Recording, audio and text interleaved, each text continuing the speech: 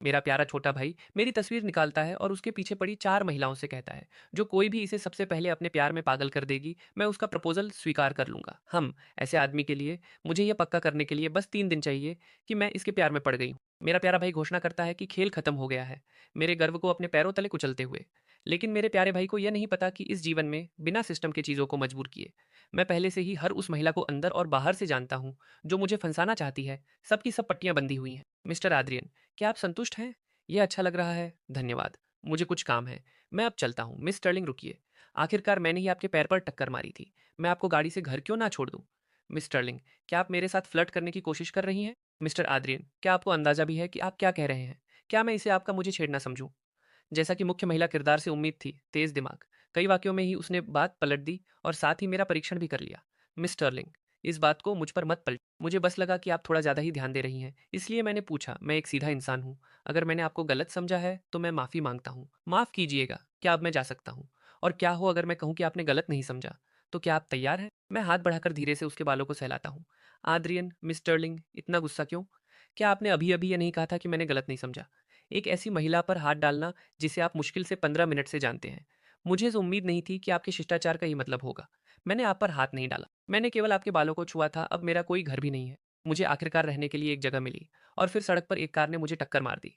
मुझे लगा था कि मैं किसी दयालु फरिश्ते से मिला हूँ, किसी ऐसे व्यक्ति से जिसने मुझे इतनी कोमलता से पट्टी बांधी, केवल यह जानने के लिए कि यह सब नकली था। मुझे उम्मीद नहीं थी कि आप भी मुझे इतनी परेशानी देंगे। यह आद्रिन कोई साजिश करता है या नहीं, लेकिन वह स्पष्ट रूप से कोई ऐसा व्यक्ति है जो नियमों से नहीं खेलता है। खैर, मेरा लक्ष्य उसे अपने प्यार में पागल करना और प्रपोज करवाना है। फिर खेल खत्म हो जाएगा और मैं आखिरकार जूलियन को पूरी तरह से अपना बना सकूंगी। बीच का हिस्सा बस एक प्रक्रिया है, केवल परिणाम मायने रखता है। इसलिए वह अपना सौम्य मुखौटा पहन लेती है और कोमलता से कहती है, मुझे माफ करना आद्रियन, मुझे तुम्हें गाड़ी से घर छोड़ने दो, जैसा कि विवियन स्टर्लिंग से उम्मीद थी। बहुत ही शानदार अभिनेत्री। 40 मिनट बाद मैं एक सिल्वर व्हाइट लग्जरी सेडान से बाहर निकलता हूँ। मैं अपना फ़ोन पकड़े हुए हूँ, जिसमें विवियन की संपर्क जानकारी है, जो उसने अभी-अभी मेरे साथ शेयर की है। मैं लंगड़ाते हुए घर की ओर बढ़ता हूँ और अपनी आँख के कोने से एक परिचित आकृति को देखता हूँ। मेरे मुँह का कोना ऊपर उठता है और मैं उसके पास से ऐसे गुज़र जाता हूँ, जैसे कि मैंने कुछ देखा ही ना हो, जब वह रिहायशी इलाके में जा रही होती है। हेलो, क्या ये क्रेस्टवुड रेसिडेंसेस है? मैं यहाँ एक दोस्त से मिलने आई हूँ, लेकिन मुझे लगता है कि मैं खो गई हूँ। क्या आप क्रेस्टवुड रेसिडेंसेस की इमारत संख्या 13 ढूँढने में मेरी मदद कर सकते हैं? इमारत 13? माफ़ कीजिएगा, यहाँ केवल 1 से 10 तक की इमारतें हैं। क्या ऐसा है? मुझे शायद गलत याद रहा होगा। यह 13 नहीं है, यह इमारत 3 है। क्या आप मुझे वहाँ ले जा सकते हैं? मेरे पीछे आइए। मेरे नेतृत्व में हम जल्द ही इमारत तक पहुँच जाते हैं। युवती ऊपर देखती है। धन्यवाद, सुरक्षित घर पहुँचिए। मैं एक हल्की सी आवाज़ निकालता हूँ और सीढ़ियों की ओर बढ़ता हूँ। ओह! आप भी इसी इमारत में रहते हैं? क्या इत्तेफ़ाक है। मेरे कदम धीमे नहीं होते क्योंकि मैं सीढ़ियों से ऊपर जाता हूँ। वाक़ई बहुत बड़ा इत्तेफ़ाक है। जल्द ही मैं तीसरी मंजिल पर अपने अपार्टमेंट में पहुँच जाता हूँ। मैं आ गया। अलविदा। जैसे ही दरवाज़ा बंद होता है, बाहर खड़ी लड़की की मुस्कान गायब हो जाती है। वह ऊपर जाने का नाटक करती है, फिर तेज़ी से तीसरी मंजिल पर लौटती है और मेरे दरवाजे पर दस्तक देती है। क्या कोई और बात है? दरअसल बात यह है कि मेरी दोस्त अभी घर पर नहीं है। उसने कहा था कि वह थोड़ी देर में वापस आ जाएगी, लेकिन मैं एक सेलिब्रिटी हूँ। मेरे लिए बाहर इंतज़ार करना सुविधाजनक नहीं है। क्या आप मुझे थोड़ी देर के लिए अपने यहाँ रुकने दे सकते हैं? एक सेलिब्रिटी। तुम्हारा नाम क्या है? क्लो बेनेट। कभी नाम नहीं सुना। क्लोई हैरान रह जाती है। क्या? यह कैसे संभव है? मुझ जैसी बड़ी स्टार को न पहचानना एक बात है, आखिरकार मुझसे साक्षात मिलने की उम्मीद कौन करे? लेकिन मैंने अभी-अभी अपना नाम बताया है और अदरीन ऐसे बर्ताव कर रहा है जैसे वह कोई गँवार हो जिसने कभी मेरा नाम नहीं सुना। क्या यह आदमी इस देश का है भी? वह कम से कम एक अमीर युवा मास्टर हुआ करता था, ठीक वैसे ही जैसे जूलियन ने कहा था, कम बुद्धि वाला, बस एक बेकार आनंद चाहने वाला। जूलियन की खातिर जैसे ही मेरा शेड्यूल खत्म होता है, मैं सीधे अदरीन को रोकने के लिए भाग कर आती हूँ। जब तक मैं यह खेल जीत जाती हूँ, मुझे जूलियन के साथ अकेले ट्रिप पर जाने का मौका मिलेगा, इसलिए मुझे अन्य 3 के ऐसा करने से पहले अदरियन को हराना होगा। क्लो की आँखें झपकती हैं और मुझे देखने वाली उसकी नज़र एक निश्चित जीत के आत्मविश्वास से चमक उठती है। जैसे कि मुझे जीतना उसके लिए बस चुटकी बजाने जितना आसान हो। जैसा कि एक लाड़-प्यार में पली-बड़ी उत्तराधिकारिणी से उम्मीद थी, उनमें से कोई भी मुझे गंभीरता से नहीं लेती। मैं मन ही मन अपना मज़ाक उड़ाता हूँ। अंदर आ जाओ। मैं एक तरफ हट जाता हूँ और उसे अपार्टमेंट में आने देता हूँ। क्लोए के अंदर आने के बाद वह चारों ओर नज़र दौड़ाती है, एक ही नज़र में उस जगह का हर विवरण देख लेती है। अपनी पूरी ज़िंदगी में यह पहली बार है जब वह इतने छोटे घर में दाखिल हुई है। उसे छुपकर देखते हुए मैं उसके चेहरे के भावों में आए ज़रा से बदलाव को भी नज़रअंदाज नहीं करता। वह राजधानी के कुलीन परिवारों में से एक बेनेट परिवार की सबसे छोटी संतान है, जिसे बचपन से ही बहुत लाड प्यार मिला है। उसे संगीत पसंद है और कॉलेज की पढ़ाई पूरी करने से पहले ही उसने मनोरंजन उद्योग में कदम रख दिया था। पारिवारिक व्यवसाय उसकी बड़ी बहन चलाती है, इसलिए उसे कुछ भी करने की ज़रूरत नहीं है। केवल सालाना लाभांश ही एक खगोलीय राशि है। पारिवारिक व्यवसाय से परे उसका अपना करियर भी तेजी से बढ़ रहा है। 22 साल की उम्र में वह पहले से ही एक शीर्ष स्तर की सेलिब्रिटी है, जिसके 10 करोड़ से ज़्यादा प्रशंसक हैं। इन अमीर लड़कियों की तुलना में मैं तो बस एक साधारण मोहरा हूँ। मेरी पुरानी पारिवारिक पृष्ठभूमि का जिक्र करना भी बेकार है, लेकिन इससे कोई फर्क नहीं पड़ता। इस जीवन में मेरा लक्ष्य एकदम स्पष्ट है। मुझे बदला चाहिए। मुझे एक खुशहाल जीवन चाहिए। मैं चाहता हूँ कि जूलियन अपना सब कुछ खो दे और मैं चाहता हूँ कि वे सब बर्बाद हो जाएँ। आखिरकार मैं एक खलनायक पुरुष सहायक किरदार हूँ। बैठ जाओ। ख्लो से यह कहने के बाद मैं सीधे किचन में अपना डिनर बनाने चला जाता हूँ। उसकी खातिरदारी करने का मेरा कोई इरादा नहीं है। आद्रियन इतना शांत कैसे है? भले ही वह मुझे नहीं जानता। उसके घर में एक अजनबी महिला है और वह बिल्कुल भी असहज नहीं दिख रहा है। वह मेरी मेजबानी करने की कोशिश भी नहीं करता, बस अकेले ही किचन में चला जाता है। यह ठीक नहीं है, मुझे इसे जल्दी खत्म करना होगा। इसलिए वो मेरे पीछे पीछे किचन में आ जाती है। युवती दरवाजे की चौखट के सहारे खड़ी हो जाती है। उसकी खिली हुई मुस्कान उसके कोमल नैन नक्श को और मुलायम बना देती है। वह इन्हीं में शैली के किरदार की तरह सुंदर है। लेकिन मेरे पिछले जीवन में मैंने उसका ठंडा चेहरा देखा। जब खेल खत्म हो गया, जब अन्य 3 मुख्य महिला किरदारों ने मुझे कुचल दिया था, तो मैंने अपनी बची खुची ताकत के साथ उस प्यारी लड़की की ओर रुख किया जिसने मुझे मीठी बातें कही थी, भीख मांगते हुए, या उम्मीद करते हुए कि मुझे उससे सच्ची भावना का एक छोटा सा अंश भी सुनने को मिलेगा। भले ही वह जूलियन के लिए खेल में शामिल हुई थी, लेकिन पक्का उसने मुझे थोड़ी सी सच्ची भावना दी होगी। लेकिन ख्लो ने एक ही पल में अपनी वह खास मीठी मुस्कान छोड़ दी। उसकी आंखों में केवल नफरत ही नहीं, बल्कि घृणा थी, जैसे कि मैं कोई गंदी चीज हूं जो उससे चिपकी हुई है। वह सच में एक माहिर अदाकारा है। तुम क्या बना रहे हो? मैंने भी खाना नहीं खाया है।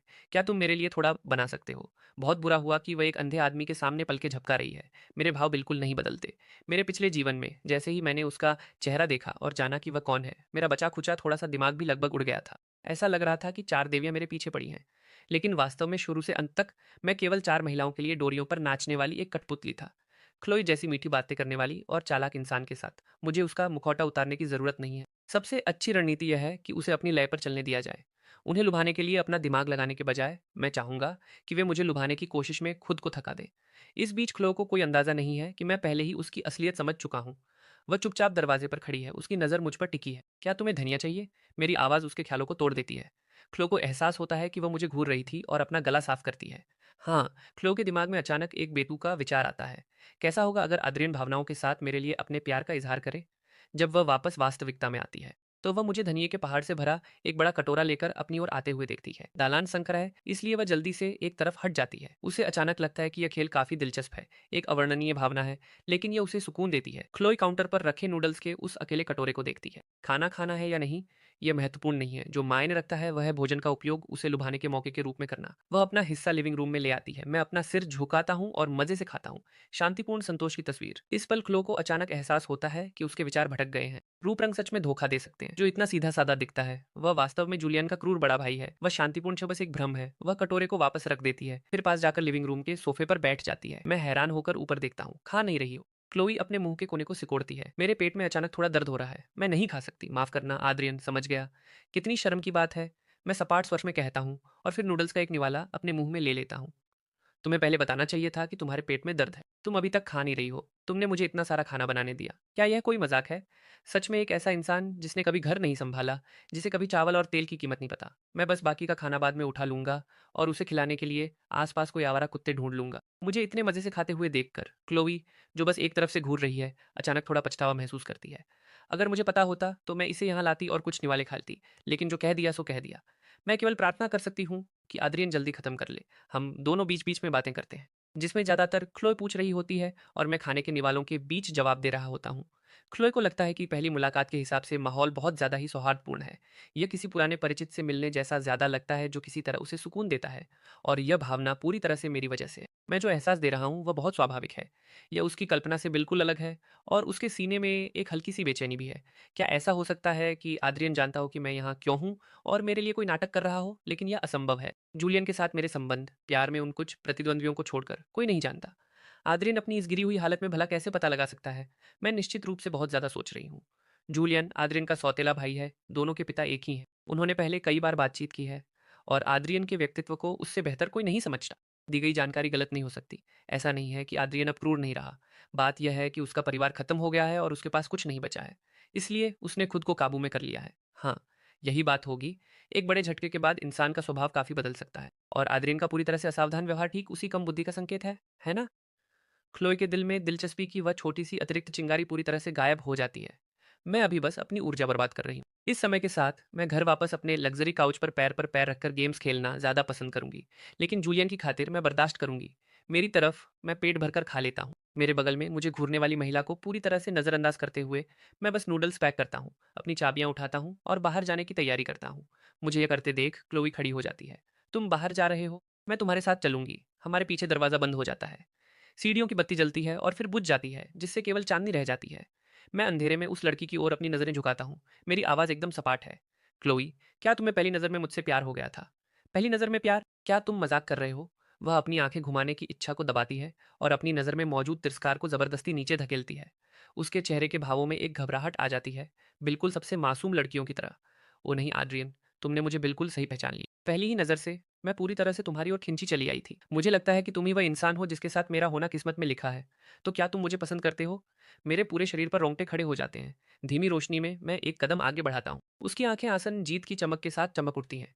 नहीं, मैं नहीं करता। मेरा जवाब सुनकर उसके होठों पर मुस्कान जम जाती है। वह घबराकर जोर देती है। तुम्हें मुझ में क्या पसंद नहीं है? मुझे पता है कि हम अभी मिले हैं। तुम मेरी तरह नहीं हो। मुझे पहली नज़र में प्यार हो गया, लेकिन शायद तुम्हें इसका एहसास होने में थोड़ी देर लग रही है। कोई बात नहीं। मैं उसका भ्रम तोड़ने के लिए बीच में ही बोल पड़ता हूँ। तुम्हारी त्वचा बहुत पीली है। यह स्वस्थ नहीं लगती और तुम बहुत पतली हो। रुको, यह कैसा कारण है? पीला और पतला होना अब खामियां हैं। मैं पतली हो सकती हूँ, लेकिन मैं पूरी तरह से स्वस्थ हूँ। उसके शब्दों के ठीक बाद मैं अचानक उसे देखने के लिए नीचे झुकता हूँ। देखो, तुम इतनी पतली हो कि वास्तव में मुझे तुम्हारे लिए बुरा लगता है। मेरे मन में अब और क्या विचार बचे होंगे? फिर मैं अपना हाथ बढ़ाता हूँ और उसकी नाक थपथपाता हूँ। और यह कहने के बाद मैं मुड़ता हूँ और सीढ़ियों से नीचे जाने लगता हूँ। मुझे ऐसी महिला पसंद है जो बराबरी में मेरा मुकाबला कर सके, न कि तुम्हारी तरह कोई नाजुक और कमज़ोर। यह सब करने के बाद मैं अपने पीछे खड़ी स्तब्ध महिला को पूरी तरह से नज़रअंदाज करते हुए अकेले ही नीचे चला जाता हूँ। उसके जैसी लाड़ प्यार में पली मुख्य महिला किरदार ने कभी नहीं जाना कि आत्मविश्वास की कमी का क्या मतलब होता है। मैंने केवल दो चार थोड़ी चुभने वाली बातें कहीं और इससे ही उसके गर्व को ठेस पहुंच गई। मैं बस इतना ही कह सकता हूँ कि अगर वह कमज़ोर है तो उसे और अभ्यास करना चाहिए। कुछ और झटकों के बाद वह सीख जाएगी कि मुझे लुभाने के लिए वास्तविक प्रयास की आवश्यकता होती है। एक सुंदर चेहरा दिखाना मुझ पर काम नहीं करता। हाँ, अगर वह अपना क्रेडिट कार्ड दिखाती है तो वह दूसरी कहानी है। उसका बॉयफ्रेंड होना तो भूल ही जाओ। मैं उसका बेटा भी बन जाऊंगा। मैंने उसके उबाऊ होने के बारे में जो कहा था मैं उसे वापस लेती हूँ। यह आदमी कुछ ज़्यादा ही दिलचस्प है। इतना दिलचस्प कि मैं खुद उसका गला घोंटना चाहती हूँ। जिस चीज़ पर मुझे सबसे ज़्यादा गर्व है वह वास्तव में उसकी नज़रों में एक खामी बन गई। सच में कितना एहसान फरामोश है। वह सच में एक भावनात्मक रूप से अविकसित मूर्ख है। वह मेरे पीछे भागती है और मेरी बाह पकड़ लेती है। क्या राजकुमारी वाला रवैया है। मुझसे लड़ने की कोशिश कर रही है। वह अभी भी बहुत कच्ची है। मैं उसका हाथ झटक देता हूँ। अगर तुम्हें कुछ कहना है तो बोलो। क्लोए के पीले हाथ पर तुरंत एक लाल निशान उभर आता है। वह अपनी नम आंखें उठाती है। क्या तुम मुझसे इतनी नफरत करते हो आद्रियन? मैं बस तुमसे बात करना चाहती। तुम मेरे साथ ऐसा बर्ताव क्यों कर रहे हो? अब वह क्या चाल चल रही है? पीड़िता होने का नाटक कर रही है? लगता है मैंने सच में उसे कम आंका था। यह दिलचस्प है, मुझे सच में बहुत खेद है। क्या मैंने तुम्हें चोट पहुंचाई? मुझे इसे तुम्हारे लिए सहलाने दो। जैसे ही मैं उसे छूने वाला होता हूँ, क्लोई मेरा हाथ थप्पड़ मारकर हटा देती है। मुझे तुम्हारी इस नकली चिंता की जरूरत नहीं है। मुझे इस तरह देखकर तुम्हें खुशी मिलती है ना? मैं सच में तुमसे सबसे ज्यादा नफरत करती हूँ। तुम तो जूलियन की एक उंगली के बराबर भी नहीं हो। जैसे ही वे शब्द उसके मुंह से निकलते हैं, क्लो के दिल को झटका लगता है। बकवास। मैंने अभी अभी सच उगल दिया। मैं खत्म हो गई। वह अपना सिर उठाती है, समझाने के लिए तैयार होती है, लेकिन मुझे बिना किसी भाव के उसे देखते हुए पाती है। अद्रियन, मेरा वह मतलब नहीं था। तुमने अभी मेरा हाथ झिड़क दिया था और मुझे चोट लगी थी। मैं बस थोड़ी परेशान थी। मुझसे नफरत करती हो? तुम में से किसी को भी मुझसे नफरत करने का अधिकार किसने दिया? क्या घमंडी लोगों का झुंड है। मैं उसे नजरअंदाज करता हूँ और बस अपने रास्ते चलता रहता हूँ। मुझे जाता देख लो थोड़ी चिंतित हो जाती है और जल्दी से दौड़कर मेरे पास पहुंचती है। क्या तुम आवारा कुत्तों को ढूंढ रहे हो? मैं मदद करूंगी। कोई ज़रूरत नहीं है। मैं रूखेपन से मना कर देता हूँ। फिर मैं उसे गंभीरता से देखता हूँ और कहता हूँ, क्लोई, मुझे कोई परवाह नहीं है कि तुम कोई बड़ी सेलिब्रिटी हो या तुम्हें पहली नज़र में मुझसे प्यार हो गया है। तुम मेरे प्रकार की नहीं हो। जिम्मेदारी की भावना से मैं तुमसे कह रहा हूँ कि मुझ पर अपनी ऊर्जा बर्बाद मत करो। मुझे पता है कि तुम मुझे पसंद नहीं करते आद्रियन, लेकिन इतना ही काफ़ी है कि मैं तुम्हें पसंद करती हूँ। मेरा मानना है कि जब तक मैं हार नहीं मानती, एक दिन तुम्हें मुझसे प्यार हो जाएगा। जूलियन में सच में एक अद्भुत आकर्षण है। उनमें से हर कोई उसके लिए कुछ भी करने को तैयार है, यहाँ तक कि मेरे साथ अच्छा व्यवहार करने को भी। अचानक मुझ पर असहनीय घृणा की एक लहर दौड़ जाती है। वाह, मुझे सच में जूलियन को एक बहुत बड़ा धन्यवाद कहना चाहिए, है ना? जैसी तुम्हारी मर्जी आड्रियन, तुम सच में बेरहम हो। मुझे तुमसे पहले ही माफी मांग लेनी चाहिए। क्लोई अब किस तरह की चाल चलने की कोशिश कर रही है? इस दुनिया में तीन चीजें हैं जिन्हें छुपाया नहीं जा सकता। गरीबी, प्यार और खांसी। तुम्हारे लिए मेरी भावनाएं इतनी मजबूत थी कि मैं उन्हें रोक नहीं सकती। भले ही तुम मुझसे नफरत करते हो, फिर भी मैं तुम्हारी दुनिया का हिस्सा बनना चाहती हूँ। तुम मेरे साथ कैसा भी व्यवहार करो, मैं तुम्हें ढूंढने के लिए बार बार वापस आऊंगी। यह सुनकर मैं राहत की एक धीमी सांस छोड़ता हूँ। हार नहीं मानेगी, हार नहीं मानेगी, यह तो बहुत बढ़िया है। इससे मुझे उनकी कमज़ोरियों को जानने और पलटवार करने के लिए वह सारा समय मिल जाता है जिसकी मुझे ज़रूरत है। तो फिर मैं इस बात को पहले ही स्पष्ट कर दूँ, तुम जो करती हो उससे मेरा कोई लेना-देना नहीं है और मैं जो करता हूँ उससे तुम्हारा कोई मतलब नहीं है। लेकिन अगर तुमने मेरे सामान्य जीवन में दखल दिया तो मेरे कठोर होने पर मुझे दोष मत देना। चिंता मत करो, आद्रियन, मैं तुम्हारे जीवन में दखल नहीं दूँगी, लेकिन मेरे पास तुम्हारे लिए एक नौकरी का प्रस्ताव है। हल्का काम, अच्छा वेतन। क्या तुम इसके बारे में सुनना चाहते हो? या ऐसा है, मेरे काम की वजह से मुझे हर जगह उड़ान भरनी पड़ती है और मेरी सहायक लंबी बीमारी की छुट्टी पर है।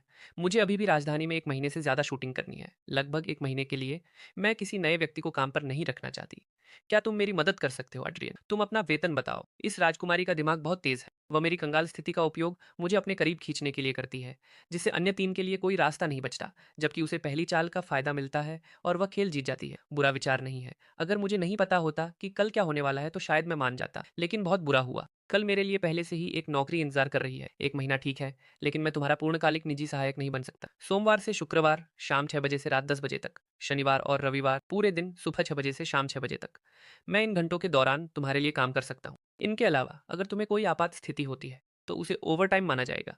अपनी बात खत्म करने के बाद मैं क्लोई की ओर देखता हूँ, उसके जवाब का इंतजार करते हुए। यहाँ बॉस आखिर कौन है? महज एक सहायक अपने काम के घंटे खुद तय कर रहा है। इस आदमी में काफ़ी हिम्मत है। वैसे से भी मेरा कोई सहायक रखने का इरादा नहीं था। मैं तो बस उसे लुभाने के लिए समय खरीद रही हूँ। उसका शेड्यूल इतना व्यस्त होने के कारण मैं आज की तरह इंतजार नहीं कर सकती। कोई समस्या नहीं है। तुम अपना वेतन बताओ। क्लोई ने पहले से ही खुद को इसके लिए तैयार कर लिया है कि मैं आसमान छूने वाली कीमत मांगूंगा। आद्रियन जैसा आदमी पैसे कमाने का ऐसा वैध मौका कभी नहीं छोड़ेगा। वह एक अमीर युवा मास्टर हुआ करता था। आखिरकार मेरे लिए इस तरह के पैसे कुछ भी नहीं है। मेरी उंगलियों से निकला थोड़ा सा पैसा ही उसके लिए पहले की तरह जीने के लिए काफी है। उसे हैरान करते हुए मैं अपना सिर हिलाता हूँ और कहता हूँ, सच कहूँ तो मैं जितना संभव हो उतना ज्यादा लेना चाहूंगा। पैसे से किसे परेशानी होती है, लेकिन बहुत ज्यादा या बहुत कम मांगना तय करना मुश्किल है। तुम क्लाइंट हो, वेतन और ओवरटाइम का फैसला तुम्हारा होना चाहिए। क्लो के होंठ मुड़ जाते हैं। उसे लगता है कि भले ही मैं गुस्सा दिलाने वाला हूँ, लेकिन मुझमें एक गुण है, ईमानदारी। मैं बिना किसी हिचकिचाहट के ऐसी बातें कहता हूँ जो उसे ठेस पहुंचाती हैं। लेकिन जब पैसे की बात आती है तो मैं बिना किसी संकोच के सब कुछ साफ-साफ बता देता हूँ। वह एक पल के लिए सोचती है। चूंकि तुम मुझ पर इतना भरोसा करते हो आद्रियन, मैं स्वाभाविक रूप से तुम्हें निराश नहीं करूंगी। मेरे 1 महीने से ज्यादा के शूटिंग शेड्यूल को कार्य अवधि मानकर और तुम्हारे द्वारा प्रस्तावित घंटों के आधार पर कुल वेतन 2 लाख होगा। उन घंटों के बाहर आपात स्थिति के लिए ओवरटाइम का भुगतान स्थिति पर निर्भर करेगा, जो प्रति घटना कम से कम 10,000 से शुरू होगा। यह कैसा रहेगा आद्रियन? इतने कम घंटों के काम के साथ इस तरह का वेतन सच में आसानी से मिलने वाला पैसा है। मैं और क्या मांग सकता हूँ? लेकिन ये पैसा धीरे-धीरे कमाना होगा और इस इंसान को धीरे-धीरे लुभाना होगा। रोम एक दिन में नहीं बना था, पक्का। हम कल कॉन्ट्रैक्ट पर हस्ताक्षर करेंगे। सौदा पक्का करने के बाद मैं जल्दी से आवारा कुत्तों को ढूंढता हूँ और उन्हें खाना खिलाता हूँ। फिर उनके बगल में उकड़ू बैठकर देखता हूँ। क्लो नहीं जाती है। वह मेरे ठीक बगल में खड़ी रहती है, अभी भी अपनी शुद्ध और मासूम भूमिका निभा रही है। जिन यादों के साथ मैं जागा था, उनके अनुसार क्लो को कुत्तों में इसलिए दिलचस्पी हुई क्योंकि जूलियन मुख्य पुरुष किरदार एक कुत्ता पालता था और उसे तो उस कुत्ते से भी जलन होने लगी थी। इस बारे में सोचने पर मैं अवाक रह जाता हूँ। मैं कुत्तों को खाना खिलाना खत्म करता हूँ और जाने की तैयारी करता हूँ। उसका उन 3 प्रतिद्वंद्वियों से जलना कुछ हद तक सामान्य है, लेकिन किसी ऐसी चीज से जलना जो इंसान भी नहीं है, मुझे सच में अवाक कर देता है। मैं बस इतना ही कह सकता हूँ कि उसमें अधिकार जताने की भावना बहुत गहरी है। हे भगवान! क्या वह क्लू बेनेट है? मैं उस आवाज की ओर मुड़ता हूँ। कुछ युवा लोग अपने फोन उठाए हुए हमारी ओर दौड़े आ रहे हैं। जैसे ही मैं खड़ा होता हूँ, क्लो चिल्लाती है, भागो, रुको। वे उसके पीछे भाग रहे हैं। मैं भी क्यों भाग रहा हूँ? जैसे वह पूरी तरह से अपना आपा खो बैठी हो। पैर के दर्द ने मेरा दिमाग खराब कर दिया है। मुझे केवल हवा की सनसनाहट और अपनी ही सांसें सुनाई दे रही हैं। जल्द ही केहुए मुझे एक संकरी गली में ले जाती है। इससे पहले कि मैं खुद को संभाल पाऊं, वह तुरंत मुझे अपनी ढाल के रूप में इस्तेमाल करती है। गली के बाहर से एक आवाज आती है। मैंने साफ तौर पर उन्हें इस तरफ भागते हुए देखा। वे आवाजें इस संकरी धुंधली गली में हमारे ठीक बगल में हैं, जहां केवल मैं और वह हैं, जैसा कि एक सेलिब्रिटी से उम्मीद थी। उसकी शारीरिक स्थिति बहुत अच्छी है। वह इतनी देर से दौड़ रही है और न तो उसका चेहरा लाल है और न ही उसकी सांस फूल रही है। वह हाँफ भी नहीं रही है। लेकिन मेरे लिए यह मेरी जान ले रहा है, जो इंसान आमतौर पर व्यायाम नहीं करता। उसके लिए तो जैसे आसमान टूट पड़ा हो। लानत है। एक बार मेरी सांस वापस आ जाए तो मैं उससे हिसाब चुकता करूंगा। अचानक एक मुलायम हाथ मेरे मुंह को ढक लेता है। तुम क्या कर रहे हो? तुम क्या कर रहे हो?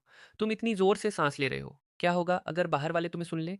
उससे मेरा क्या लेना देना है? अगर वे सुनते हैं तो सुनने दो। वे उसे ढूंढ रहे हैं, मुझे नहीं। मैं तो बस एक निर्दोष तमाशबीन हूँ। सच कहूँ तो मैं सच में उनसे नफरत करती हूँ। मुझे वे घिनौने भी लगते हैं। जूलियन के आने तक मेरे शांत दिल में कोई हलचल नहीं हुई थी। वह बाकी सभी आदमियों से अलग है। जूलियन के आसपास बहुत सारी प्रतिद्वंद्वी हैं और मुझे अपने प्यार के साथ अकेले रहने का मौका ही नहीं मिल पाता। किस्मत से यह खेल सामने आ गया और मैं जीवन में एक बार मिलने वाले इस मौके को हाथ से नहीं जाने दूंगी। गली के बाहर की आवाजें दूर जाकर मध्यम पड़ जाती हैं और मेरे मुंह पर रखा क्लो का हाथ धीरे धीरे ढीला हो जाता है। इंटरनेट पर लोग कहते हैं कि क्लो बेनेट एक प्यारी देवी है। यह वर्णन सच में उस पर बिल्कुल सही बैठता है। अचानक मेरी पिंडली के दर्द ने मुझे वापस होश में ला दिया। मुझे देखने की कोई ज़रूरत नहीं है। मुझे पता है कि मेरा घाव फिर से खुल गया है। क्लोई, मैंने बहुत बड़ा बलिदान दिया है। थोड़ा-सा ब्याज माँगना कोई बड़ी बात तो नहीं है ना? मुझे थोड़ी उत्सुकता हो रही है। अगर मैं अचानक उसे गले लगा लूँ, तो उसकी क्या प्रतिक्रिया होगी? क्लोई मेरी हरकत को भाँप लेती है और पूरी तरह से सुन पड़ जाती है। जब तक उसे होश आता है, तब तक वह कुछ देर के लिए इस आलिंगन में बंध चुकी होती है। आद्रीन, इसका क्या मतलब है? अब इसे देखो। तुमने खुद ही यह रास्ता चुना है, मेरी जान। अब इसे भुगतो। तुम्हें किसने कहा था कि मेरे सामने पहली नज़र के इस सच्चे प्यार का नाटक करो? अब सन्न रह गई ना। मैंने उसे गले लगाने की हिम्मत की, तो स्वाभाविक रूप से मेरे पास एक बहाना तैयार। मेरी आँखों के सामने अचानक अंधेरा छा गया। मुझे थोड़ा ठीक महसूस नहीं हो रहा था, इसलिए मैं एक पल के लिए तुम्हारे सहारे टिक गया। मेरे पैर में अभी भी चोट है और तुमने मुझे अपने साथ तेज़ी से दौड़ाया। मैंने अभी तक तुम्हें इसके लिए टोका भी नहीं है और तुम उल्टा मुझे ही दोष देने वाली हो। उसे अपने साथ मेरे प्रशंसकों से दूर दौड़ाना मेरी गलती। यह कुछ ऐसा नहीं है जिसकी मुझे उम्मीद थी। इसके अलावा इस आदमी ने यह बताया भी नहीं कि वह घायल है। मुझे कैसे पता चलता? आद्रियन, तुम सच में बातों को अंदर ही रखते हो? तुमने घायल होने का ज़िक्र तक नहीं किया। अगर तुमने मुझे पहले बताया होता तो मैं ध्यान रखती। तुमने पहले क्यों नहीं बताया? अगर मुझे पता होता कि उसके पैर में दर्द है, तो मैं ज़्यादा चिंता जताती और शायद उसके मन में मेरी एक बेहतर छवि बन जाती। फिर मैं थोड़ा बढ़ा-चढ़ाकर उसकी तारीफ़ करता हूँ। सच में, मैं बहुत भावुक हूँ, राजकुमारी। तुम सच में मेरी इतनी परवाह करती हो। तुम अकेली हो जिसने मेरे पैर पर ध्यान दिया है। बिल्कुल, मैं ही वह इंसान हूँ जो तुम्हारी सबसे ज़्यादा परवाह करती है, आद्रीन। लेकिन अगले ही सेकंड खलोए को अचानक एहसास होता है कि कुछ गड़बड़ है और वह सीधे मेरी तरफ उँगली उठाती है। तुमने जानबूझकर ऐसा किया है ना? आद्रीन, अपनी हद पार मत करो। उसकी प्रतिक्रिया देखकर मैं अपनी भौहें चढ़ाता हूँ और कुछ नहीं कहता। मैं बहुत गुस्से में हूँ, बहुत ज़्यादा गुस्से में। इस दुनिया में कोई आदमी इतना परेशान करने वाला भी हो सकता है। मैं सच में उसे दोबारा देखना नहीं चाहती। आद्रिन, गुस्सा मत होना। मुझे बस बहुत जल्दी गुस्सा आ जाता है। तुम्हें चोटिल देखकर मुझे बुरा लगा था। मैं बस यूं ही सिर हिला देता हूँ और कुछ नहीं कहता। आद्रिन ये सब कैसे कर लेता है? वह मुझे पसंद नहीं करता, नापसंद भी नहीं करता, लेकिन मेरी नज़दीकियों को बर्दाश्त करता है। यह सोचकर क्लो को और भी ज़्यादा गुस्सा आता है और वह मुझ पर कुछ और ताने मारने की योजना बनाती है। लेकिन तभी वह पाती है कि जिन आंखों से मैं उसे देख रहा हूँ, उनमें पहले से ही थोड़ी झुंझलाहट है। आद्रिन, मुझे सच में पता है कि मैं गलत थी। मैं गलत थी। मुझे एक और मौका दो।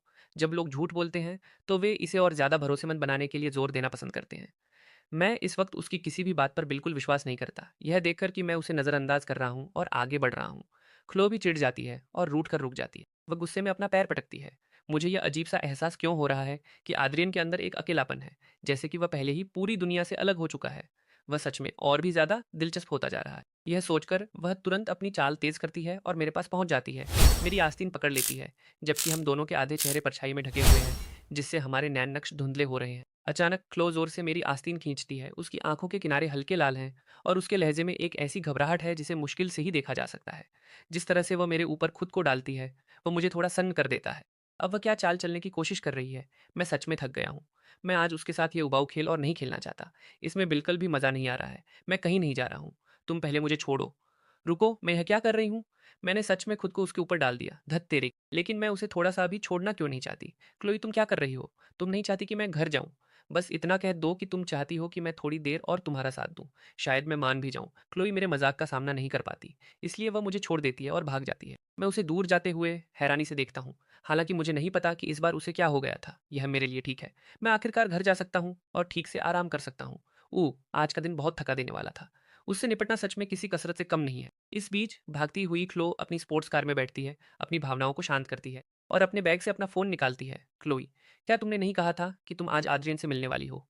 क्या तुम उससे मिली? क्या उसने तुम पर हाथ डाला? ठीक वैसे ही जैसे मैंने तुम्हें चेतावनी दी थी। तुम्हें खुद को बचाना होगा, क्लोई। भले ही मैंने खेल के नियम बनाए हैं और निष्पक्षता की खातिर मुझे तुम्हें मैसेज नहीं करना चाहिए। मैं सच में तुम्हारे लिए बहुत चिंतित हूँ, सीख लो। मेरे पास कोई विकल्प नहीं था। एड्रीन हमेशा मुझसे झगड़ा करता है, लेकिन वह अभी भी मेरा सौतेला भाई है। हमारे पिता एक ही हैं। मैं उसे चोट पहुंचाने की हिम्मत नहीं कर सकता, इसलिए मुझे इस तरह तुम सबकी मदद मांगनी पड़ी। मैंने तुम्हें बहुत परेशानी में डाल दिया है, क्लोई। जब खेल खत्म हो जाएगा तो मैं इसकी भरपाई करूंगा। मैंने उसे देखा, वह बिल्कुल वैसा नहीं है जैसा तुमने बताया था, जूलियन। अदरीन मुझे बिल्कुल भी भाव नहीं दे रहा है। वास्तव में वह पूरे समय मुझे खुद से दूर धकेलता रहा। और हाँ, मुझे बुरा तो लगता है, लेकिन इसके अलावा और भी बहुत सी भावनाएं हैं। मैं सच कहूँ तो अभी बहुत उलझन में हूँ। आमतौर पर क्लोई जूलियन के इतने सारे संदेश देखकर रोमांचित हो जाती और उसके साथ अंतहीन बातें करने के लिए तैयार रहती। लेकिन इस बार वह केवल कुछ छोटी पंक्तियों में जवाब देती है, समझ गई, सावधान रहूंगी। इस बीच मेरी तरफ मैं सीधे सुबह तक सोता हूँ। आंखें खोलते ही सबसे पहला काम मैं यह करता हूँ कि रजाई के नीचे से अपना फ़ोन निकालता हूँ। बीती रात फ्लो का एक मैसेज आया था, जिसमें उसने मुझे आज शाम करीब 7 बजे कॉन्ट्रैक्ट पर साइन करने के लिए कहा था। मैं उस पर एक नज़र डालता हूँ और जवाब देता हूँ, समझ गया। तभी एक कॉल आता है। हेलो, क्या आप मिस्टर एड्रियन हैं? हेलो, मैं हार्टफोर्ड ग्रुप के एचआर से बोल रहा हूँ। बधाई हो, आपने हमारे योग्यता मूल्यांकन के पहले दौर को पार कर लिया है। कृपया इंटरव्यू के लिए आज दोपहर 2 बजे एचआर विभाग में रिपोर्ट करें। ठीक है, धन्यवाद। मैं विनम्रता से जवाब देता हूँ। कॉल कट जाता है और दरवाजे की घंटी बजती है। मैं अपना ताज़ा आया हुआ टेकआउट खाना लेता हूँ और खाना शुरू कर देता हूँ। आज दोपहर जिस महिला का मुझे सामना करना है, वह मिया कार्टर है, जो हार्टफोर्ड ग्रुप की अध्यक्ष है। किसी भी आम सीईओ की तरह, उसकी बचपन की एक सबसे अच्छी दोस्त है, जो डॉक्टर है, विवियन स्टर्लिंग। उनके बिल्कुल अलग व्यक्तित्व के बावजूद, वे दोनों बहुत करीबी दोस्त हैं और केवल लिली मॉर्गन से मिलने के बाद ही उनके बीच विवाद शुरू होते हैं। लेकिन यह कहानी में बात की बात है। अगर मुझे सही याद है, तो वे चारों इस समय मुख्य पुरुष किरदार को लेकर आपसी संतुलन की एक नाजुक स्थिति में हैं और मैं वह चिंगारी हूँ जो उस संतुलन को तोड़ देगी। मेरी मौत के बाद का अंत जाहिर है उनके लिए एक सुखद अंत होगा। मैं शांति से अपने सामने की हर चीज़ को देखता हूँ। उस कमीने की किस्मत बहुत अच्छी है। चूंकि वह मुझे बर्बाद करना चाहता है, इसलिए मैं उसकी योजनाओं को मिट्टी में मिलाने के लिए अपनी पूरी ताकत लगा दूंगा। रही बात उन 4 महिलाओं की कि वे मेरा साथ देंगी या नहीं, तो मैं अपना काम करूंगा और बाकी सब किस्मत पर छोड़ दूंगा। इसके अलावा लुभाने के इस खेल में असल में कौन किसे बेवकूफ़ बना रहा है, यह अभी तय नहीं हुआ है। मुझे इस समय का फ़ायदा उठाना चाहिए, जब वे मुझे लुभाने की कोशिश कर रही हैं, और पहले से ही अपने रिटायरमेंट के लिए कुछ पैसे बचा लेने चाहिए। दोपहर के 2 बजे, मैं एक बेहतरीन बिज़नेस सूट पहनकर हार्टफोर्ड ग्रुप की लॉबी में कदम रखता हूँ। अगले आद्रियन, मैं एक गहरी सांस लेता हूँ और अंदर जाता हूँ। कॉन्फ्रेंस रूम का एसी बहुत तेज़ चल रहा है। बस वहाँ बैठे हुए ही वह महिला अपना दबदबा बिखेर रही है। मिया कार्टर, हम फिर मिल रहे हैं। उसके बारे में मैं जितना जानता हूँ, अगर मैं इस इंटरव्यू में पूरी तरह से फेल भी हो जाऊँ, तब भी मुझे काम पर रख लिया जाएगा। क्योंकि उसकी नज़रों में मैं कोई गैर ज़रूरी इंसान नहीं हूँ। वह बस मुझे अपनी कंपनी में अपने करीब रखना चाहती है, ताकि वह जूलियन का इनाम हासिल कर सके। मेरे पास इन चालों पर कोई टिप्पणी करने की ऊर्जा नहीं है। बीच में बैठी महिला अपने सोने की परत चढ़े पेन से मेरे रिज्यूमे पर थपथ पाती है। वह ऊपर देखती है। मिस्टर आद्रियन, आपने कोलंबिया यूनिवर्सिटी से ग्रेजुएशन किया है। जी हाँ, मिस कार्टर, मैंने वहीं से ग्रेजुएशन किया है। कोलंबिया बिजनेस स्कूल के दाखिले के नियम बहुत सख्त हैं। कृपया अपनी डिग्री की प्रासंगिकता और अपनी मुख्य खूबियों के बारे में बताएं। मुझे उम्मीद थी कि वह मेरी तथाकथित कामचोरी दिखाने के लिए यह सवाल पूछेगी। मैंने अपना डिप्लोमा पूरी तरह से ऑनलाइन कोर्स के जरिए हासिल किया। इस बार मैं पूरी तैयारी के साथ आया था और मैं अपने पिछले जीवन वाली गलती नहीं दोहराऊंगा। क्या आप चाहेंगी कि मैं आपके लिए स्टूडेंट पोर्टल खोलकर दिखाऊं? इसमें मेरे सभी ग्रेड्स का रिकॉर्ड है। अगर आपको मुझ पर विश्वास नहीं है, तो आप खुद इसे चेक कर सकती हैं। उसके हाथ में पेन रुक जाता है। उसके होंठ एक ठंडी मुस्कान में मुड़ जाते हैं इस पल। बाईं ओर बैठे एचआर डायरेक्टर अपना गला साफ करते हैं और कमान संभालते हैं। मिस्टर आड्रेन, हमने बेशक आपकी योग्यताओं की जांच कर ली है। अब आइए पद से संबंधित मामलों पर चर्चा करें। मैं शांति से जवाब देता हूँ।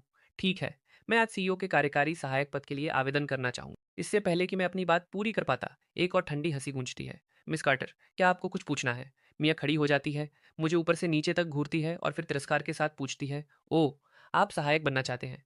क्या आपको अपनी क्षमताओं पर कुछ ज़्यादा ही विश्वास नहीं है? आपको सच में लगता है कि कोई भी सहायक बन सकता है? इन जानी पहचानी बातों को सुनकर मुझे अचानक अपनी पिछली ज़िंदगी याद आ जाती है।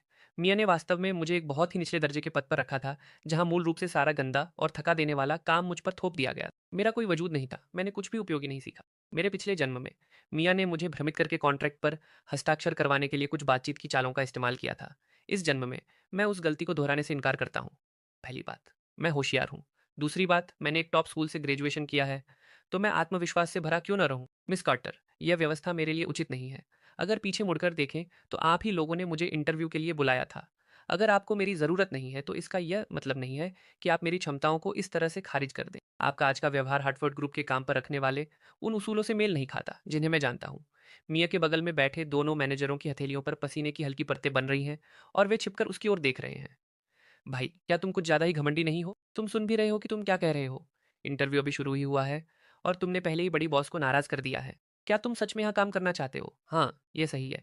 मैं बस उसे खुद पर हावी नहीं होने देना चाहता। गेम भी जीतना चाहती है, फिर भी मुझे लुभा नहीं रही है। मुझे काम पर भी रखना चाहती है, फिर भी जानबूझकर मुश्किलें खड़ी कर रही है। मिया काट, आज मैं तुम्हें तुम्हारी मनमर्जी नहीं करने दूंगा। मुझ पर गुस्से से मिया की छाती तेजी से ऊपर नीचे हो रही है। मिस्टर आड्रियन, आपकी जबान सच में बहुत तेज है, लेकिन काम शब्दों से नहीं बल्कि करके दिखाया जाता है। सीईओ के कार्यकारी सहायक के रूप में आपको अक्सर अप्रत्याशित स्थितियों को संभालना पड़ता है। यह कोई ऐसी चीज नहीं है जिसके लिए आप वहां बैठकर बस शेखी बघार कर योग्य बन सके। अगर आप बाद में चीजें बिगाड़ देते हैं, तो बात केवल मुआवजे की नहीं होगी। इन परिस्थितियों में क्या आप सच में यह काम कर सकते हैं? भाई, मैं तुमसे भीख मांगता हूँ, बस चले जाओ। क्या तुम देख नहीं सकते कि हमारी बॉस पहले ही आग बबूला हो चुकी है? अगर तुम जल्दी नहीं गए, तो बहुत देर हो जाएगी। मिस कार्टर, आपकी बात सही है। यह काम सच में मेरे लायक नहीं है। अलविदा। फिर मैं दरवाज़ा खोलता हूँ और सीधे बाहर चला जाता हूँ। दोनों मैनेजरों ने यह सुना और आखिरकार राहत की एक सामूहिक सांस ली। वे अपनी बॉस की तरफ देखने के लिए मुड़े, लेकिन उन्होंने पाया कि वह कॉन्फ्रेंस रूम में नहीं है। जैसे ही वे उसे ढूंढने के लिए बाहर कदम रखने वाले थे, उन्होंने दरवाजे पर एक धमाकेदार नज़ारा देखा। एमिया उस आदमी के पीछे दौड़ रही थी और एक ठंडे चेहरे के साथ उससे बात कर रही थी। मैंने तुम्हारा रवैया और तुम्हारी हिम्मत देख ली है। तुम कार्यकारी सहायक की आवश्यकताओं को पूरा करते हो, तुम्हें काम पर रखा जाता है। गजब, इन दोनों का निश्चित रूप से कोई इतिहास है। यह तो बहुत ही मसालेदार गपशप है। इस बीच मेरी तरफ जब मीया ने मुझे काम पर रखने की घोषणा की तो मैं जोर से हंसा, उसकी पीठ थपथ पाई और कहा, मिस कटर, आपकी पारखी नज़र सच में बहुत अच्छी है, चिंता मत कीजिए। मेरे जैसी प्रतिभा के कंपनी में होने से ये और भी ज़्यादा तरक्की करेगी। फिर मैं ऑनबोर्डिंग के कागजात पूरे करने के लिए एचआर डायरेक्टर के पास गया। दोपहर तक मेरे और मिया के बारे में अफवाहें पूरी कंपनी में फैल चुकी थीं। एक सुंदर नया कर्मचारी मिस कार्टर से भिड़ जाता है और अंत में मिस्सी आर्टर को पीछे हटना पड़ता है। इस तरह की बेहतरीन गपशप से हर कोई बात कर रहा था। कुछ का कहना था कि हमारे बीच दुश्मनी है, कुछ का कहना था कि हम पहला प्यार हैं। अंतिम रूप से जो बात बनी वह यह थी कि मैं मिया का पहला प्यार हूँ। हम दोनों बुरी शर्तों पर अलग हुए थे और अब हम फिर से मिल गए हैं। गपशप की भूखी भीड़ ने पहले ही अपने दिमाग में प्यार और नफरत के पूरे एक साल के महाकाव्य का मसौदा तैयार कर लिया था। कंपनी का दौरा पूरा करने और सीईओ के सचिव कार्यालय में लौटने के बाद आसपास के लोग अपनी उत्सुकता को रोक नहीं पाए और भीड़ लगा ली। क्या आप और बॉस पुरानी जान पहचान वाले हैं? मैंने अपने पिछले जीवन के बारे में सोचा, हल्की सी मुस्कान दी और कुछ नहीं कहा। मुझे लगता है कि आप इसे ऐसा कह सकते हैं। मुझे इतना शांत देखकर दूसरों ने एक दूसरे को समझते हुए देखा, यह सोचकर कि यह सच ही होगा। तो पहले बॉस के साथ आपका रिश्ता कैसा था? क्या यह सच में उतना ही बुरा था? मेरे पिछले जीवन में मेरे लिए चीज़ें आसान नहीं थी और इसमें मिया का भी हाथ। तो हाँ, यह कहा जा सकता है कि हमारे बीच का रिश्ता बुरा था, लेकिन मैंने फिर भी जवाब नहीं दिया। बस फिर से मुस्कुरा दिया। बाकी लोग तुरंत समझ गए। उन्होंने सोचा कि इस झिझक वाले भाव का मतलब निश्चित रूप से प्यार और नफरत का मिश्रण होगा। निश्चित रूप से कोई उलझन। कंपनी कब से तुम्हारी गपशप की जगह बन गई? क्या तुमने अपना काम खत्म कर लिया है? ओवेन फॉस्टर धीरे धीरे चलते हुए आया। मुझे ऊपर से नीचे तक घूरा। उसकी आंखों में तिरस्कार की एक चमक थी।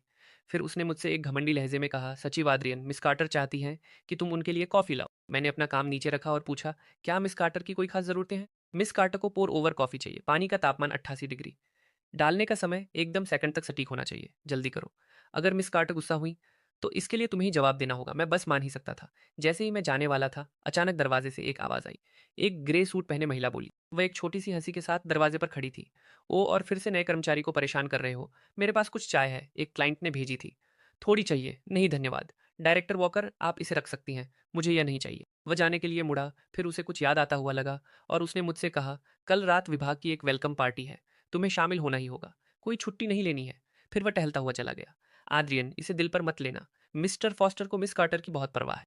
पूरी कंपनी यह जानती है, इसलिए उसका तुम्हें पसंद न करना सामान्य बात है।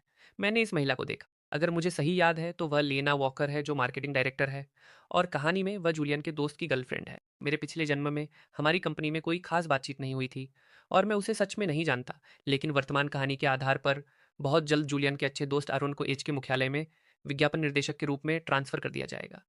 मेरे पिछले जीवन में अरुण ने मुझे काफ़ी दबाया, इसलिए मैं उससे कहता हूँ, अभी मेरा पक्ष लेने के लिए धन्यवाद। मुझे असल में कुछ काम है, इसलिए मैं चलता हूँ। मैंने अपने पिछले जीवन में अनगिनत बार पोर ओवर कॉफ़ी बनाई है, इसलिए मैंने जल्दी से इसे ख़त्म किया और कॉफ़ी लेकर सीईओ के कार्यालय में चला गया। मैं पास गया, कॉफ़ी को उसके बाईं ओर रखा और जाने की तैयारी करने लगा। मिया ने मुझे रोका, रुको, अभी मत जाओ। उसने कप उठाया और एक घूंट लिया। मैंने उसके सूक्ष्म भावों को देखा और उसकी आंखों में संतुष्टि की एक चमक देखी। मुझे पता था कि मैं सुरक्षित हूँ और मिया मुझे परेशानी नहीं देगी। इस क्षण मिया, जो मुश्किलें खड़ी करने के लिए तैयार थी, अपनी ज़बान पर लगी कॉफ़ी से सन्न रह गई। स्वाद बिल्कुल उसकी पसंद का था। क्या मेरे सामने खड़ा व्यक्ति सच में वही है जो जूलियन की फ़ाइल में था? ऐसा क्यों नहीं लग रहा है? वह निश्चित रूप से इसे छिपाने में माहिर हो। मुझे उस पर और नज़र रखनी चाहिए। मिया अचानक फ़ाइल की सटीकता पर शक करने लगी, फिर ज़ोर से बोली, कृपया एक तरफ इंतज़ार करें। मैं अपना काम ख़त्म करने के बाद आपसे बात करूँगी। मैंने काफ़ी देर तक इंतज़ार किया, यह सोचते हुए कि उसने मेरे लिए मुश्किलें खड़ी करने का कोई तरीका सोच लिया है। पता चला कि वह बस मुझे खड़ा रख रही थी। एक शब्द और कहे बिना मैं फर्श से छत तक वाली विशाल खिड़की के पास गया। एक अच्छी जगह चुनी और बाहर के नज़ारे का आनंद लेने लगा। मेरी शांत पीठ को देखकर मियाँ ने अपने होंठ भींचे और चिढ़कर अपनी नज़रें हटा लीं। 10 मिनट बाद नज़ारा मुझे उबाने लगा। मुझे थकान महसूस होने लगी थी। बोरियत के मारे मैंने उस महिला की ओर एक उत्सुक नज़र डाली। मेरे कोण से मैं बस उसकी परिष्कृत रूपरेखा देख सकता था। जब मुझे होश आया तो मैंने पूछा, क्या मैं बैठ सकता हूँ? मैं थोड़ा थक गया हूँ। यह सुनकर मियाँ ने एक पल के लिए अपना हाथ रोका और कहा, जो भी हो, बस मेरे काम में बाधा मत डालना। थोड़ी दूर पर एक छोटा सा पार्टीशन वाला हिस्सा था। वह मियाँ का लाउंज था, जिसमें जाहिर है कि मैं नहीं जा सकता था। इस विशाल कार्यालय में केवल एक बड़ा सोफा था जो बहुत आरामदायक लग रहा था। मुझे वहीं बैठ जाना चाहिए, इसलिए मैं पास गया, शेल्फ से यूं ही एक किताब निकाली और फिर सोफे पर आलस से लेट गया और संतुष्टि की एक सांस ली। एक एक करके मिनट बीतते गए। मियाँ को ध्यान केंद्रित करना मुश्किल और मुश्किल होता जा रहा था। मेरी आकृति हमेशा उसकी आंखों के कोने में थी। उसने उत्सुकता से देखा और मुझे इतनी आज़ादी से लेटे हुए पाया, जैसे कि मैं अपने ही लिविंग रूम में हूँ। पढ़ते पढ़ते थक गया। मैंने अपनी आंखें भी बंद कर ली थी। वह परेशान करने वाला है। मैंने उसे सोने के लिए अंदर बुलाया। यह अपमानजनक है, बिल्कुल अपमानजनक। क्या उसके मन में मेरे लिए कोई सम्मान है? मिया ने अपना पेन नीचे रख दिया। सोने की परत चढ़े उस पेन ने डेस्कटॉप पर एक तेज आवाज की, जो उस विशाल कार्यालय में विशेष रूप से जोरदार थी। अच्छा अच्छा अच्छा, बहुत अच्छा। इतिहास में आद्रियन सच में पहला इंसान है जो मेरे सामने इतनी आज़ादी से काम करने की हिम्मत रखता है। मेरे पिछले जीवन में मिया ने मुझे नियंत्रित करने के लिए सहायक के पद का इस्तेमाल किया था, मुश्किलें खड़ी की थीं और हर मोड़ पर मेरा शोषण किया था। इस जीवन में मैं उसके नक्शे एकदम पर नहीं चलने वाला और खुद को कम नहीं आंकने वाला। तुम मेरी कंपनी में शामिल हुए और बस पूरे दिन कार्यालय में काम चोरी करते हो। मिस कार्टर, आपने इंटरव्यू में मुझे काम पर रखने के लिए नियम तोड़े, फिर बिना कोई काम दिए केवल मुझे इंतजार करने के लिए कहा। इसलिए खाली बैठना बस आपके निर्देशों का पालन करना ही है। इसके अलावा थोड़ी देर पहले की पोर ओवर कॉफ़ी बिल्कुल आपकी पसंद की थी, इसलिए इस तरह का एक छोटा सा आराम मांगना कोई बड़ी बात तो नहीं है, है ना? मिया काफ़ी देर तक अवाक रही, उसका लहजा थोड़ा नरम हुआ। ठीक है, अब से तुम मेरे साथ प्रोजेक्ट्स पर काम करोगे। मैं देखना चाहती हूँ कि तुम सच में कितने लायक। आधा महीना पलक झपकते ही बीत गया। क्लोए समय पर पहुंच गई। मेरे अपने कॉन्ट्रैक्ट के अनुसार उसके अंशकालिक सहायक के रूप में काम शुरू करने के लिए तैयार थी। दस्तावेजों को छांटते समय वह खुद को बोलने से रोक नहीं पाई। जब मैंने तुम्हें पहली बार इस नौकरी की पेशकश की थी तो मुझे जूलियन ने उकसाया था। मैं तुम्हारे करीब आना चाहती थी, लुभाने का यह खेल जीतना चाहती थी और इनाम के तौर पर उसके साथ यात्रा करना चाहती थी। लेकिन तुम्हारे साथ इतना समय बिताने के बाद मैंने आखिरकार साफ साफ देख लिया कि उसने मुझे शुरू से अंत तक तुम्हारे खिलाफ साजिश रचने के लिए केवल एक मोहरे की तरह इस्तेमाल किया है। सच देखने में अभी बहुत देर नहीं हुई है। आद्रियन, मैंने हमेशा तुम्हारे करीब आने के बहाने बनाए, अस्पताल जाने या रात के खाने का दावा किया। वह सब भी जूलियन की व्यवस्था थी। उसने मिया के साथ मेरी दोस्ती का इस्तेमाल हम में से एक समूह को खेल में ले जाने और हमारी भावनाओं के साथ खेलने के लिए किया। अब मैं इसके प्रति पूरी तरह से जाग चुकी हूँ। सभी महिलाओं ने एक के बाद एक माफी मांगी। सभी ने कहा कि जूलियन ने उन्हें धोखा देकर खेल में शामिल किया था। जूलियन गुस्से में आग बबूला होकर कंपनी में घुसा और मुझ पर ताना मारा। चूंकि तुम में से कोई भी मेरी मदद नहीं करेगा, तो मैं इस प्रोजेक्ट को नष्ट कर दूंगा और तुम्हारी जिंदगी बर्बाद कर दूंगा। मैं ऊपर देखता हूँ और शांति से जवाब देता हूँ, जैसी तुम्हारी मर्जी, करो जो करना है। प्रोजेक्ट लॉन्च इवेंट में इससे पहले कि जूलियन अपना मुंह खोल पाता, किसी ने उसे मेरी तरफ से दस्तावेज सौंप दिए। उसके गलत कामों के ठोस सबूत कमरे के सामने रखे हुए थे। जूलियन अब और नहीं रुक सका और दरवाजे की तरफ भागा। इसके बाद वह महिलाओं को अपने साथ लेकर पूरी तरह से बिखरा हुआ मेरे दरवाजे पर आया। आद्रियन, यह मेरी छोटी सोच थी। मैंने इस बेतुके लुभाने वाले खेल को बनाया और तुम्हें चोट पहुंचाई। मैंने पहले ही अपनी सज़ा स्वीकार कर ली है और मेरे नाम के तहत सभी व्यवसायों में बदलाव किया गया है। अड्रीन, मुझे सच में बहुत खेद है। मैंने जानबूझकर तुम्हारा परीक्षण किया और तुम्हारे खिलाफ साजिश रची। मैं ईमानदारी से माफ़ी मांगती हूँ। अब से मैं अपने अभिनय करियर पर ध्यान केंद्रित करूंगी और अब संसाधनों के लिए गलत तरीकों पर निर्भर नहीं रहूंगी। आद्रियन, मैंने एक बार जूलियन की एक तरफा कहानी पर विश्वास किया था और हर मोड़ पर तुम्हें निशाना बनाया था। मैं तुम्हें समूह में लंबी अवधि तक काम पर रखने के लिए एक उच्च वेतन की पेशकश करते हुए कंपनी की इक्विटी लगा रही हूँ। आद्रियन, एक सौम्य अभिनय करना और कदम दर कदम तुम्हारा परीक्षण करना मेरी गलती थी। अब से मैं अपनी गलतियों की भरपाई करने के लिए चिकित्सा का अभ्यास करने और धर्मार्थ क्लिनिकों के लिए दूर दराज के क्षेत्रों का दौरा करने पर ध्यान केंद्रित करूंगी। अब जब सभी ने अपनी गलतियों को स्वीकार कर लिया है और पश्चाताप किया है, तो मैं स्वाभाविक रूप से पिछली सभी शिकायतों को जाने देता हूँ। आधिकारिक तौर पर शामिल होने के बाद मुझे एक के बाद एक गुणवत्तापूर्ण डील मिलती गई और मेरा वेतन लगातार बढ़ता गया। दोस्तों के साथ एक छोटी सी सभा में जूलियन, जिसने पहले ही अपना छोटा सा व्यवसाय शुरू कर दिया है, अपना गिलास उठाता है।